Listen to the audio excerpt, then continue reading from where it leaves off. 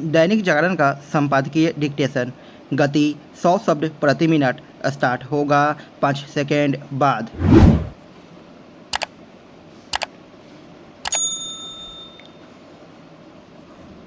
Start. यह अच्छा है कि निर्वाचन आयोग ने यह तय किया है कि चुनाव के दौरान झूठी शिकायत करने वालों के खिलाफ कार्रवाई की जाएगी। ऐसा किया जाना इसलिए आवश्यक है क्योंकि चुनावों के दौरान राजनीतिक दल एक दूसरे के विरुद्ध केवल झूठी शिकायतें ही नहीं करते बल्कि कभी कभी तो वे निर्वाचन आयोग पर भी पक्षपात करने के झूठे आरोप मढ़ देते हैं। चूँकि यह सिलसिला बढ़ता चला जा रहा है इसलिए इसे थामने के लिए निर्वाचन आयोग को सख्ती दिखानी ही होगी, लेकिन वह तभी प्रभावी सिद्ध हो सकेगा जब उसे अपने स्तर पर झूठी शिकायत करने वालों के खिलाफ कार्रवाई करने का अधिकार मिलेगा। आमतौर पर अभी यह होता है कि निर्वाचन आयोग चुनावों के दौरान अनुचित साधनों का इस्तेमाल करने वालों के खिलाफ अदालतों में शिकायत दर्ज कराता है और यह किसी से छिपा नहीं कि अदालतों में वर्षों तक ऐसे मामले खींचते रहते हैं।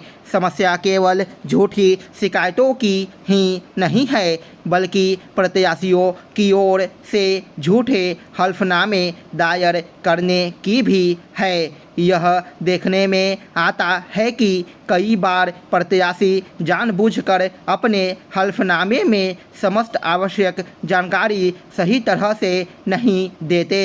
इसी तरह एक अन्य समस्या चुनावों के दौरान मतदाताओं को प्रलोभन देने की भी है। यह समस्या किस हद तक बढ़ गई है इसका पता इससे चलता है कि चुनावों के दौरान प्रत्याशी मतदाताओं के बीच गुपचुप तरीके से पैसे, शराब और अन्य सामग्री वितरित करने लगे हैं।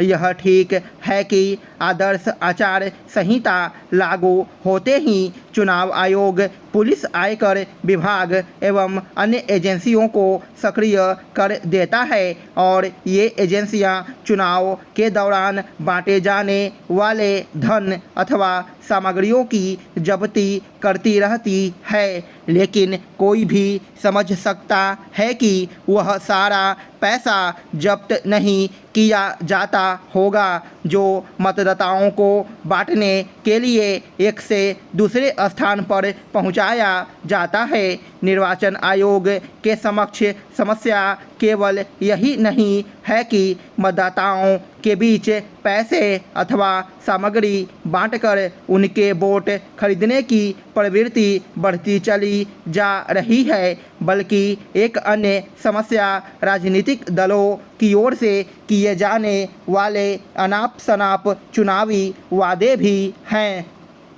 विभिन्न राजनीतिक दल अपने घोषणा पत्रों में मुफ्त बिजली, पानी के साथ अन्य अनेक सामग्री अथवा सुविधाएं देने के वादे करने लगे हैं। पहले यह समस्या मुख्यतः तमिलनाडु तक सीमित थी, लेकिन अब वह सारे देश में देखने को मिलती है। जब एक राजनीतिक दल लोक लुभावन वादे करता है तो दूसरे दल भी ऐसा करने के लिए विवश हो जाते हैं।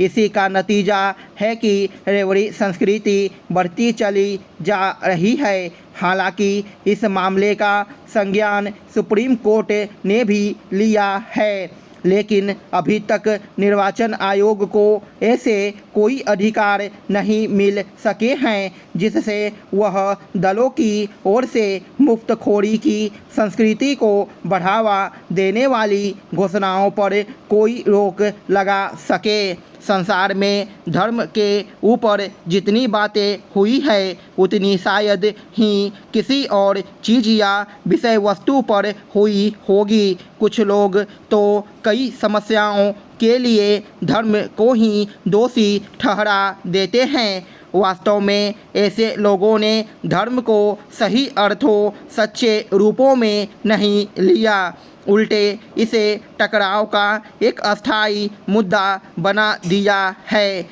जबकि धर्म का संबंध मानव जीवन के आधारभूत नियमों, सिद्धांतों एवं आदर्शों से है। जीवन और जगत के अंतर्संबंधों को समझने की कोशिश में मनुष्य ने धर्म को पाया है। धर्म वही है जिसे जीवन में धारण किया जा सके। गीता में कहा गया है कि धर्म को स्वल्प अंश भी धारण करना महान भय से हमें बचाता है। भगवान महावीर ने धर्म को हमारा स्वभाव माना है। हर चीज़, चाहे वह जीवित प्राणी हो या निर्जीव पदार्थ, अपने स्वभाव से प्रतिबद्ध है। वह स्वभाव से कटकर अपनी सत्ता से कट जाती है। हम भूल जाते हैं हमारा स्वभाव प्रकाश है, अंधकार नहीं।